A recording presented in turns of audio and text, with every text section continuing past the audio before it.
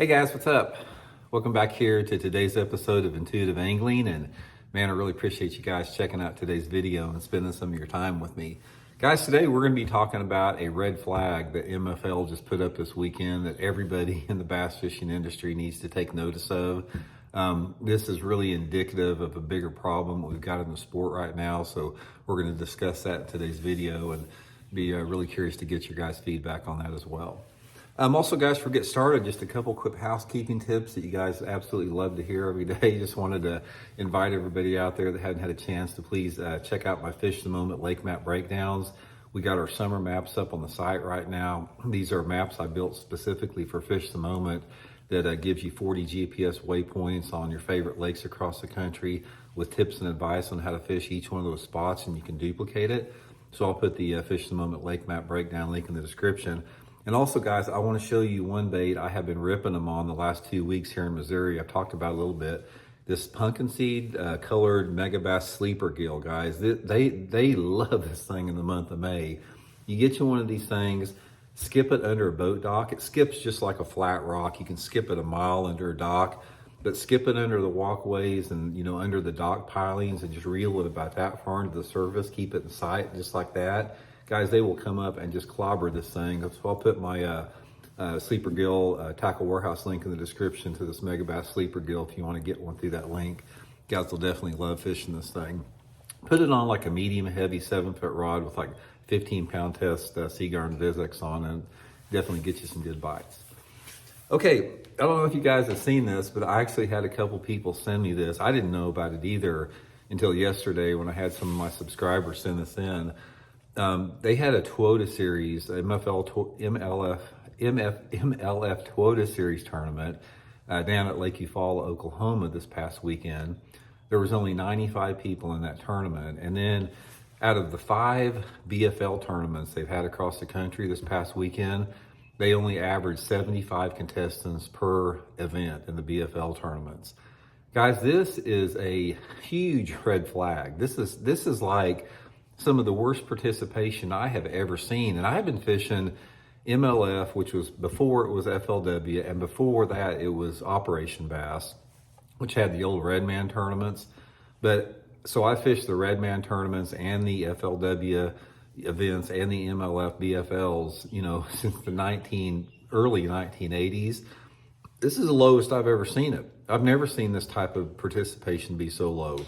So I want to talk a little bit about why that is, get into this video and sort of like ring an alarm a little bit and try to help MLF out on this particular thing. So let's talk about the reasons why participation has tanked specifically over the past year and a half in tournament fishing. This is widespread. We've seen it in the Bassmaster Opens. We've seen it all through the MLFs. A lot of different tournament circuits. Yeah, there are isolated tournaments here and there that'll have better participation, but on the average, the tournament participation has completely tanked over the last, year and a half or so. And a lot of different reasons for that. So here's, in my opinion, what's going on with it. Number one, I think one of the biggest reasons that you're seeing this decline in participation is because of forward-facing sonar. I've talked to a ton of different co-anglers out there that fish the tournaments, and they don't want anything to do with it. They do not want to get stuck in the back of the boat behind some dude that is staring down at a video game screen. I've talked to them over and over and over about this, and I've drawn these guys out and talked about them. Hold on one sec, guys. I got to take care of something here. Hey, guys, sorry about that. Elijah was messing around the garage here. I had to tell him I was doing a video, but anyway, there's about a half a dozen reasons here that we're going to talk about why participation's tanked. And one of the biggest ones is the forward-facing sonar. And like I said, the co-anglers, every single co-angler that I fish with have said the same thing. It's like, if my pro or my boater tells me we're going to be using forward-facing sonar, their confidence just goes, down the tubes. They do not want to do it. So when you have so many different boaters out there that have their umbilical cord tied to forward-facing sonar, and they can't and they don't want to catch any fish without it. That's just their go-to deal now. And there's more and more boaters doing this. There's only a small minority of people like myself that actually reel bass fish in tournaments. They don't want anything to do with it. So therefore the participation is down in that area. and it bleeds over into the other areas of the boaters. Okay, that's one aspect of it. Second aspect that goes along with it is the payouts are terrible. It's like tournament payouts right now relative to the entry fees and relative to the expenses that it takes, to get to a tournament. It's at an all-time low. And I know, guys, because I fished tournaments since the early 1980s. And when you equate your entry fee, your expenses, your lodging, your fuel, your food, your tackle expenses, boat insurance, everything like that, versus the money that you can potentially win in a tournament, it is the biggest money pit in the world. Tournament bass fishing is the biggest money pit. By far, it's the biggest money pit that I have ever seen. But the problem is that tournament fishing is addictive. And tournament organizations know that, and they prey on that, because if you do good in a tournament, if you've ever won a tournament or made some good money in a tournament, there's something that happens. There's an endorphin rush that happens with you that is no different than like taking drugs or something, or some type of addictive behavior. You want more of that, and you crave more of that, and you're willing to throw money at it right and left, to accomplish that. But the main thing about that is one of the reasons for the average working person, it doesn't add up. It's a terrible business decision, because if you go to a tournament and you place in the top 10 out of the whole field, you're still going to lose money. You're not going to win any money in it. So I think that's just another big reason that the tournament participation is down so much, is because of the money. Another reason with that is there's too many tournaments. It's like we have got so many dang bass tournaments anymore. You've got every major organization has got tournaments and offshoots and this and that. You've got weekend tournaments, buddy tournaments, big bass tournaments. It's just like there's an oversaturation of tournaments, and people just, are not interested in that as much anymore. And another reason is that a lot of people are getting turned off by tournament fishing. This is one of the things, like the elephant in the room that nobody talks about, is the fact that there's this big anti-tournament sentiment that's growing in the United States right now. And I see it on my own channel about people wishing tournaments would go away. I don't want to see another tournament. Bass tournaments suck. A lot of anglers out there just want to enjoy fishing on a more pure level. They don't want competition. They want to, go fishing at their own pace. I could understand that. And I think that you're seeing more and more people gravitate to that. You're seeing more and more people get out of tournaments and get away from tournaments for a more peaceful type of fishing. A prime example is one of my best friends that lives up at Lake the Ozarks. Him and I have been fishing. We've fished buddy tournaments together since we were teenagers. And he fished, some of the regional circuits and that type of stuff. And he just got to the point a couple of years ago. He goes, I'm just burned out on it. He goes, I'm tired of spending the money. I'm tired of jacking with all the drama that goes with it. And he's just basically turned into a crappie fisherman now. And he fishes for bass a little bit for fun, but he's a prime example of a tournament angler that just got burned out on it based upon a lot of different reasons.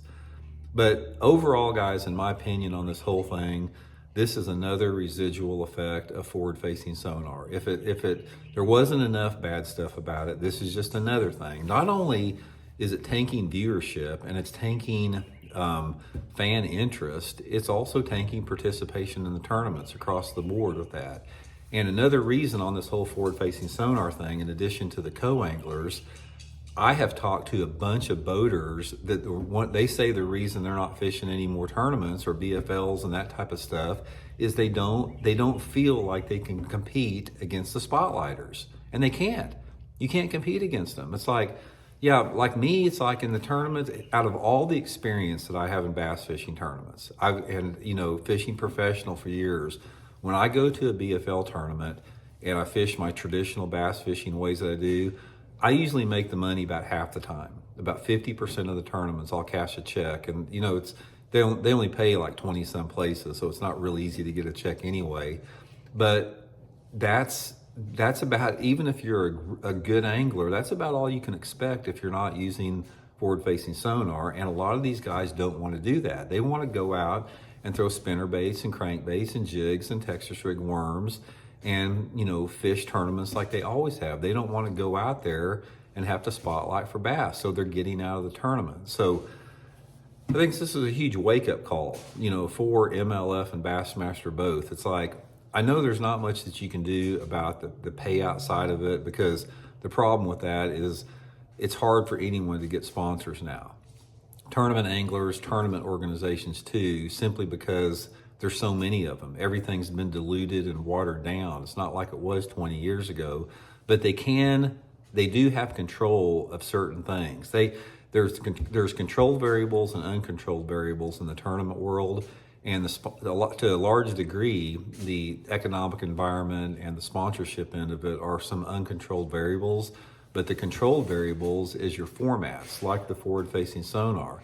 And guys, I can promise you, and I don't care. It's just whoever makes the decisions at Bassmaster now. I know Bassmaster's so far gone down the toilet, they're not going to listen to anything. They're just like out of la la land. But I do know that MLF, there's a lot of people that run that business that fish. And I can tell you dudes out there, all you dudes that run MLF, if you would ban, I'm not talking about limit or use half the period in the Bass Pro Tour or whatever, stuff that you're trying that's not working. If you would just say, it's done. No more forward-facing sonar, we are done with it. Your stock within the fishing industry would freaking shoot through the roof. You would have more fan interest, you'd have more fan enthusiasm, you'd have more fan support, you'd have more viewership, you'd have everything. You'd have more respect from the anglers, and it's not worth it. You have lost all of that by enabling people to still use forward-facing sonar. It's not worth it. Whatever you're getting from these electronic companies, it's not worth it in the big picture. So anyway, guys, let me know what y'all think about it. I'll be curious, and we'll check in later. See you.